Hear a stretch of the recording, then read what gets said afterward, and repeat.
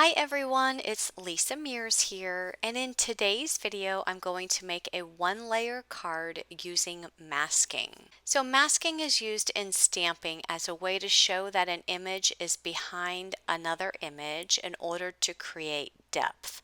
So in this card you can see that some of the cupcakes look like they are behind other cupcakes. You can also use masking to add color around an image, and for example in my card I added yellow ink around the cupcakes and even added a star stencil. So it looks like the stars are actually positioned behind the cupcakes in some instances. You can make your own masks for any stamp in your stash, and I have a video on my YouTube channel showing how to accomplish that, which I will link at the top right corner of this video, as well as in the description box below. But in this video, I want to show you a new product from Whimsy Stamps, which is their No Fuss Instant Masks. Whimsy Stamps has come out with these no fuss masks to go along with some of their stamps, and the product that they sent me to share with you is the Schmalories stamp set along with the coordinating instant masks. The masks are pre-cut in the perfect size to match all of the images in the stamp set so that you don't have to deal with stamping the image onto masking paper and then fussing cutting it out because the masks are already cut for you. So here's one of the masks for one of the cupcakes in the stamp set, and you can see if I just put it over the stamp, it is the perfect size.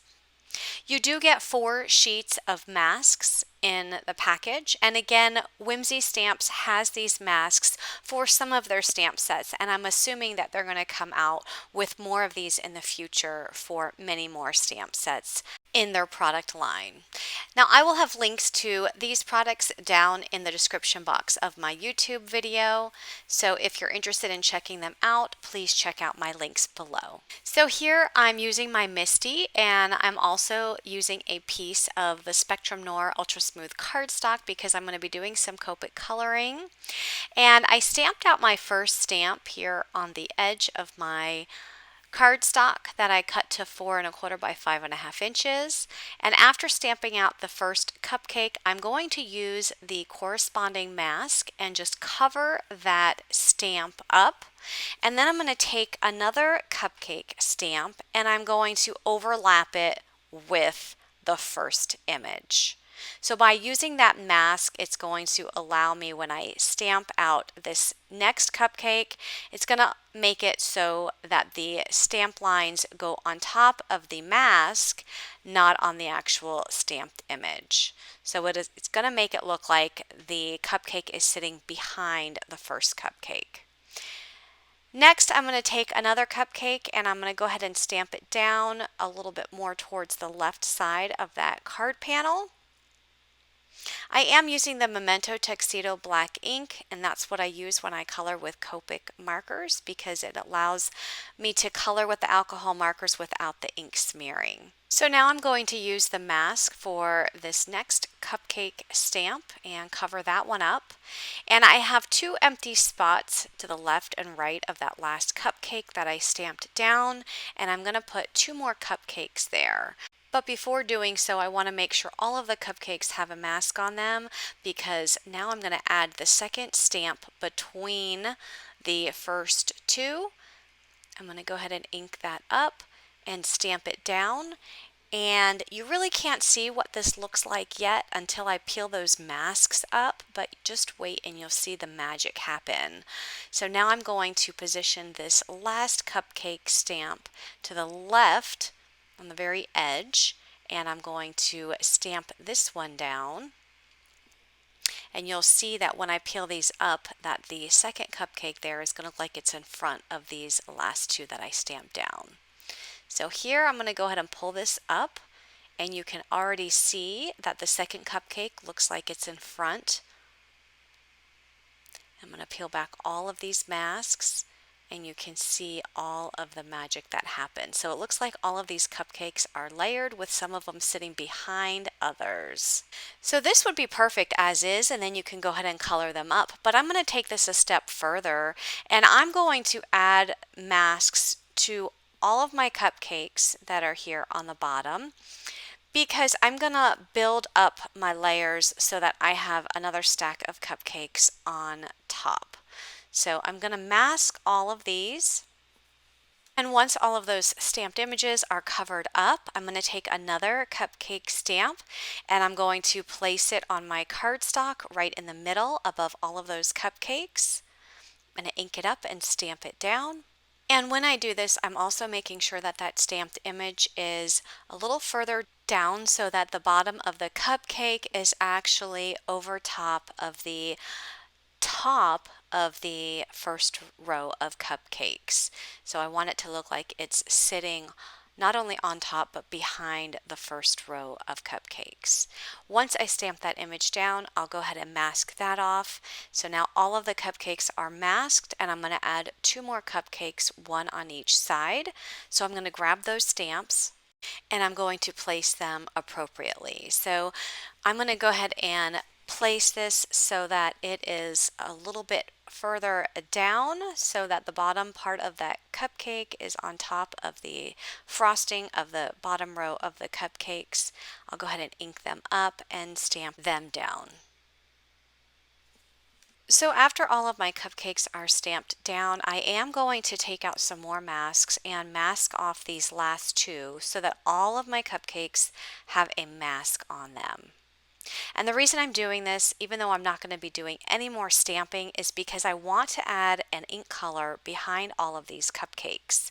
I don't want just the white cardstock showing. I want to add an ink color and then even add a stencil in the back. So I'm going to bring this card panel over to my work mat.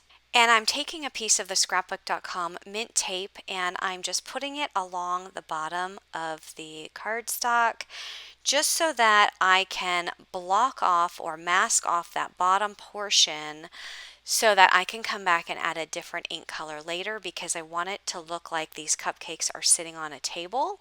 So I'm going to leave that white for now by masking it off, and I'm going to add ink to everything else on this cardstock. So I'm adding some Distress Oxide Squeezed Lemonade ink to all of the white area, and it's okay if you get this ink on the masks. It's not going to hurt your stamp at all. Just make sure that the stamped image is completely covered with the mask so that you don't get any of that yellow ink on your cupcakes.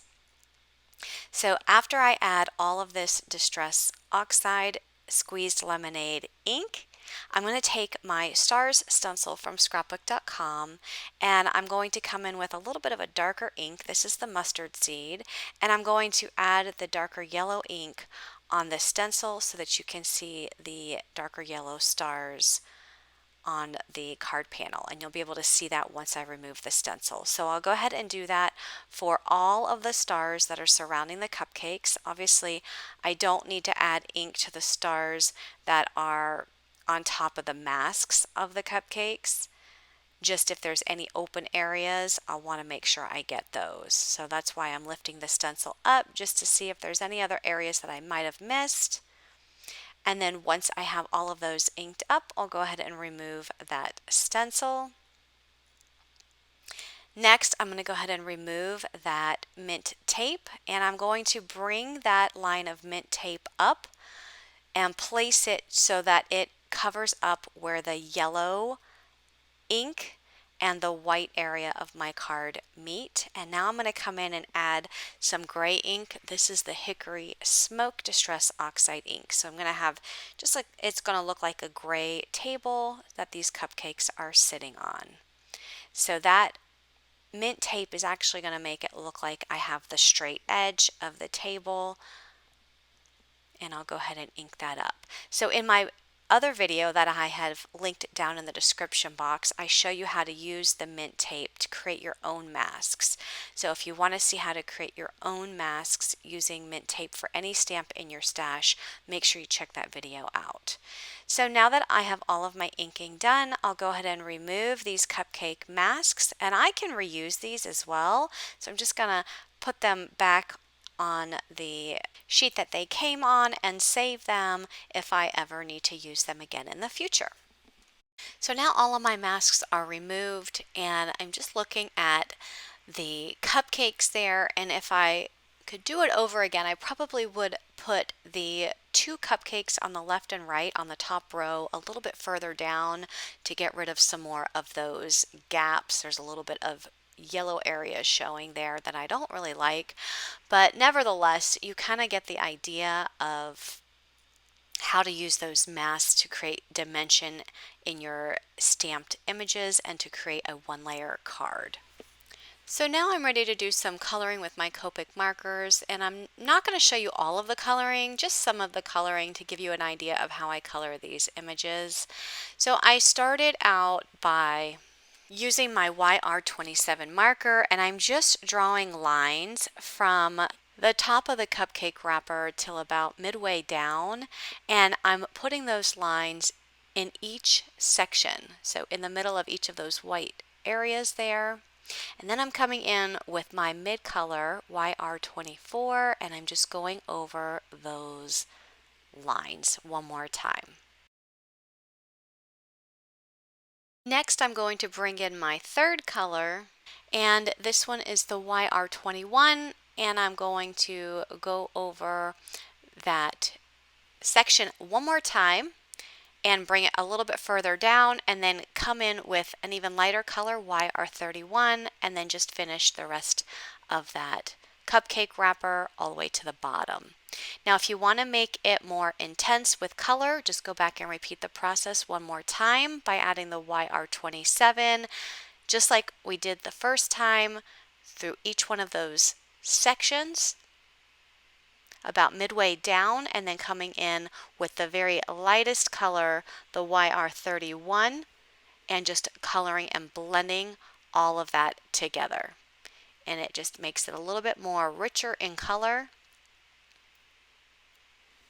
So these lines were a little bit more narrow. I'm going to show you the same process again on another cupcake, that the cupcake wrapper lines are a little bit thicker, so you can see the process a little bit better. So here was my darkest color, adding those thin lines just in between all of those white sections of the wrapper, and then coming in with the next color, which is the YR27, and just going over top of that.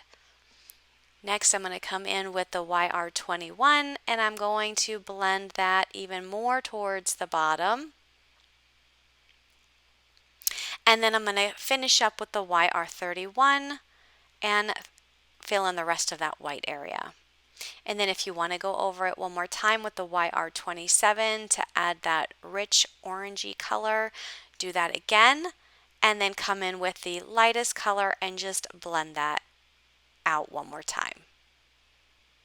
So that's how I color all of my cupcake wrappers. And now that they're all colored, I'm going to move on, and I'm going to color the cake part of the cupcake, starting with E79 as my darkest color, and I'm just bringing in that E79 on the sides of the cake part of the cupcake, and I'm going to do both sides. And then I'm also going to do underneath, because that's where the shadow is. So from where the frosting and the cake meet, I'm adding that E79. Next, I'm going to come in with the E74 and just extend that color all the way to fill in the rest of that white area. So since this cupcake is a little bit larger, I just want to show you the coloring here. I have my E79 going on the left and right edges, as well as underneath where the frosting meets the cake part of the cupcake. And then I'm going to come in with the E74, and I'm going to just go over the E79 a little bit and extend more towards the middle. Now, since this is a much larger cupcake, I am going to bring in one other color here, and that's going to be the color E71, and I'm just going to fill in the rest. Now, because it is a little bit larger, it does need to be blended a little bit better. So I'm just going to take that E71 and blend those colors a little bit more, as well as add a little bit more of that E79 to make it darker in those dark spots. And then take my E71 and go over where the dark and light meet and just blend that color in. So let's move on to the frosting, and I am going to be coloring my cupcakes with blue, red, and pink frosting. Starting out with the blue, I'm using the B04 as my dark, and I'm just going over the lines of the cupcake. So I color in the right side and then extend that line down following the lines on the stamp, and then I do the same thing on the left. And that's with my darkest color. So if you're using a different color, just take your darkest color and do what you see me doing here, just filling in with the darkest color on the left and right following those lines, and then coming in with the medium color B02 and extending out from the dark color in towards the white area, doing it on both sides. Next, I'm going to bring in B00 and I'm going to color the rest in. So fill in the rest of that white area on that entire cupcake. If you want to add a little bit more color and make the blue a little bit more vibrant, you can always come back in and you can add that dark color in one more time. Just adding that dark color in the same spot as before and then going over it with the lightest color, the B00. For the pinks, I'm using RV19 as my dark. And this cupcake has a little bit more lines in it, but again, it's the same process that I used by just going over the ends and some of those stamped lines that are already in the stamped image. And then coming in with RV14 and just extending those lines. And I'm going to repeat the process with RV23 is my next color, and then RV10 to fill everything in. So this cupcake has a strawberry on the top, and I'm going to bring in some reds for that. I have my R22 and R20, but I do come in with a darker one, R24. I just think it needed a little bit of a dark color in there to bring in some more of that vibrant red. I am using G07 for the green part of the strawberry. And then my last color that I'm using for the frosting is the red colors, which I'm using the R24, R22, and R20. So all of the same colors that I used in the strawberry are being used here, just going from dark to light. So I went ahead and colored all of those cupcakes. And next I want to add a little bit of a shadow underneath the cupcakes that are sitting on a table. So I'm bringing in my W3 marker and just drawing a little horizontal line underneath all of those cupcakes. I realized that it wasn't dark enough, so here I'm coming in with my W4 and making it a little bit darker so you can actually see that shadow. And I'll just go over that a few times to bring out that color. Okay, I'm going to bring in my white gel pen and just add some accents to the frosting. I think adding a white gel pen just adds that extra touch to your stamped images and even your die cuts that you die cut with cardstock. So I'm just going to add some accent marks here, and I'm going to do that for all of my cupcakes. Now I'm going to add a sentiment. There's so many fun sentiments in this set. You can use a happy birthday. There's happy birthday stud muffin. There's a sentiment that says the skinny girl inside me is screaming to get out, but I shut her up with cupcakes. That's so cute. There's one that says yum, muffin schmuffin, muffin wannabe, and calories schmalories. Well, I used the bring on the cupcakes stamp, and then I added this to an A2 size card base. So now my card is complete. So as always, thanks for joining me today, and if you like this video, please give it a thumbs up, and if you're interested in any of the products used, check the description box below. Thanks for watching, everyone, and have a great day. Bye-bye.